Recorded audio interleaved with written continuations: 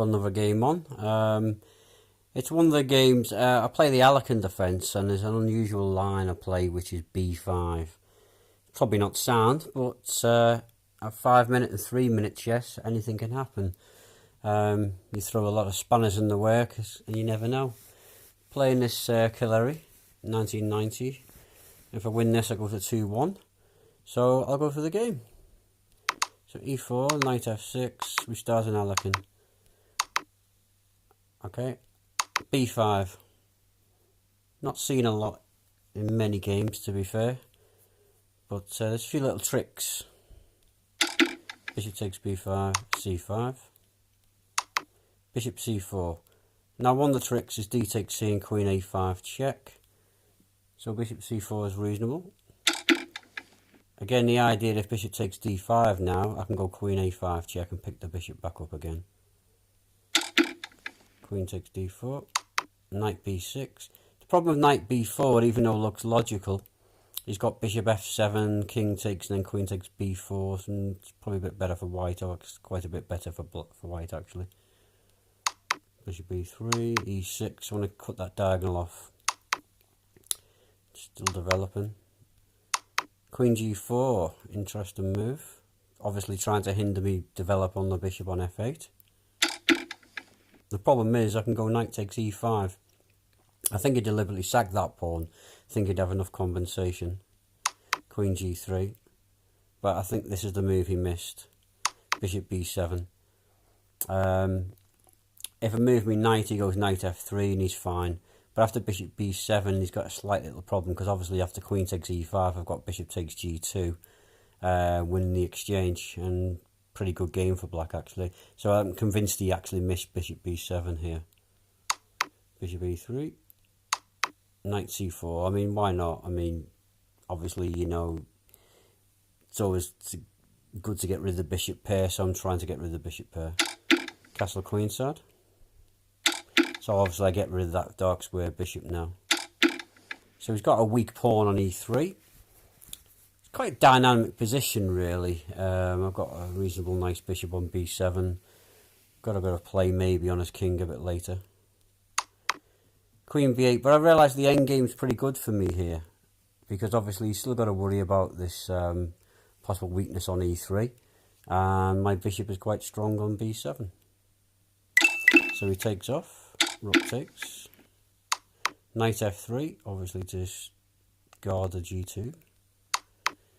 So what I'm trying to do is create weaknesses here. I've noticed that e3 is a weakness, so I'll play bishop c5 to develop a piece and obviously hit the weakness on e3. e1, defending the pawn. So okay, I've realised he's defending the pawn, so I'm looking for another weakness with bishop b4, trying to gang up on the pin really, on the c3 e1 pin. King d2 is trying to obviously thinking a bishop takes c3, king takes, but I've got rook c8, a3. Okay, now it's time to take on c3. So his pawns are not great at the moment. He's got this isolated pawn on e3. He's got a doubled isolated pawn on c2 and c3, and an isolated pawn on a3. Whereas my pawns look pretty good, apart from maybe my isolated pawn on a7. So I'd say I'm a bit better here. Bishop d5. Trying to get rid of his last active piece and maybe put more pressure on c3 if he takes. So knight d4, he's not interested in taking. So I'm just using dynamics of the position really. I mean, this is classic like 5 minute chess really.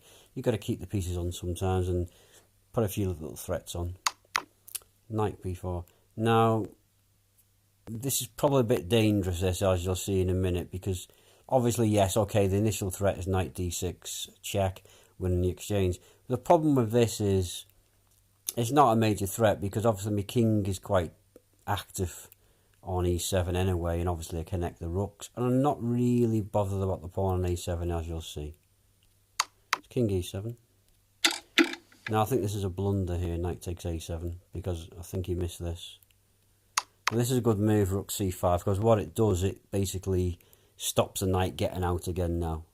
he's in real trouble. I think he thought he could play a4, but as you'll see, I've got a bit of a sneaky move, as you'll see. a4, rook a8 hitting the knight, knight b5, and I think that's what he missed. Knight takes a4, and now white is in trouble now. Rook a1, probably would have been better off going bishop takes a4 there and rook takes, and then maybe back knight d4 again, but I'm still better. But the problem is now he ends up losing the piece, as you'll see. So after rook takes b5, bishop takes. Again here, possibly rook takes was better. The problem with bishop takes falls into this. Check. King e2. And this is it now. This is the problem. Now he's losing the piece because obviously the pin of the bishop undercovers a rook on a1. So if he moves the bishop, I take the rook on a1. Rook d1. So I take the bishop on a4. So now I'm just a complete piece up and it's totally winning now. Just a matter of technique. Not always easy at 5-minute chess sometimes, actually.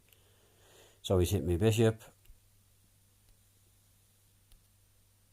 And then obviously the problem is now after simply rook takes, pawn takes, bishop takes c2, and it's game over really. He resigned at this point. So yeah, I mean, it's an interesting game, b5. He went wrong obviously by queen g4, totally missing my idea of bishop b7. I believe he did sack the pawn on e5, but he just missed my idea of bishop b7. It's an interesting line, b5. There's quite a few little tricks. I mean, I'm going to put more Alekhine b5s on. I don't think it's sound at over-the-board chess, but certainly at 3-minute and 5-minute, yeah, definitely. There's a lot of play. There's definitely a lot of play for black, and that's all you need at 3-minute and 5-minute chess. As long as there's a bit of play, you've always got a sniff and you've always got a chance. Okay?